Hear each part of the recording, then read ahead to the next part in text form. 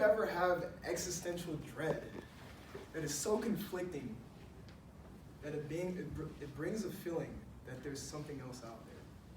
Well, the Fermi Paradox may alleviate your feelings of dread. So, the Fermi Paradox was created by Enrico Fermi.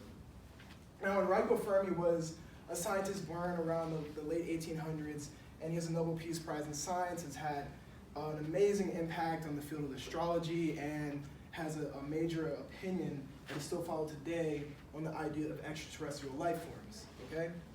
Now, of course, if you don't know what a paradox is, it's a contradictory statement. And the Fermi Paradox is a contradictory statement in itself. So, if you ever look up in the night sky and just see maybe 100 or so stars, well, the truth is there's way more out there than you think there are. There's actually billions of stars. Even just in our neighborhood galaxy, there's over 1 million stars. In our whole galaxy, there's over 100 billion stars. And of course, if you didn't know, there's billions and billions of galaxies. So if you really think about it, it's about 10 to the 24th stars in the whole universe, at least in the observable universe. So what I'm trying to say is there is an infinite number of stars out there, which brings me to the next part. If you look even in our solar system, you look at a star, right? And surrounding the star, there's planets, right? There's probably, I don't know how many planets there are. There's like 9 of them, right? 8. So, just in our, what I'm trying to say is that in our solar system, there's about 9 planets, and if you think about all the billions of stars out there, there's probably another 9 planets around those billions of stars. What I'm trying to say is there's trillions of planets, which brings me to the conclusion that there's a good chance there's another planet out there just like ours, okay?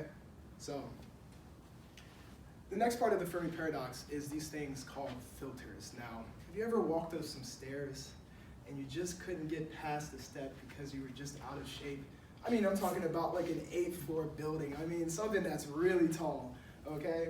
And so the Fermi Paradox uses this, this metaphor, this analogy to kind of make it a little easier to understand. So these filters are like staircases, okay? And each staircase is a part in a species evolution, okay?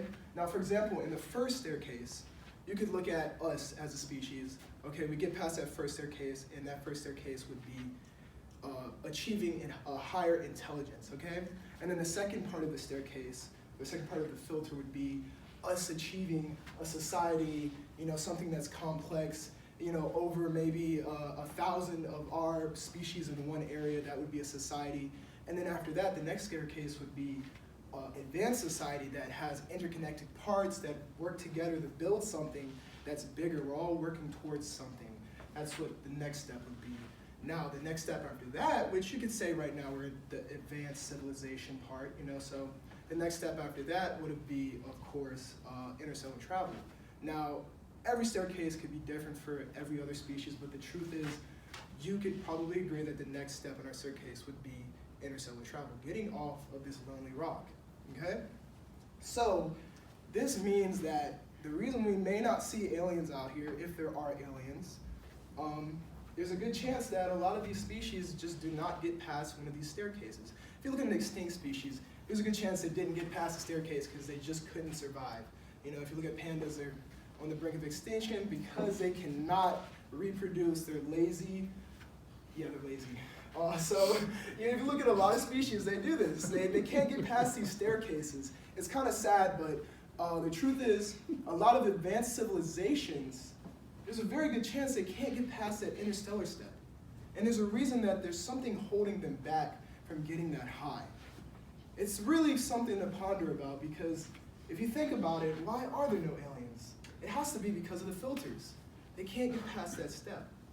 Now, the last part of the paradox is, well, have you ever thought that we are just really special? Because there's a good chance that we are, and we're just like 1 in a trillion, that we are the only ones out here. It's an amazing thought to think that we really may be the only ones here, but it is very true and very possible. I mean, we haven't seen anything. I mean, the truth is, maybe the government's hiding, aliens from us, or whatever it may be, whatever they're doing.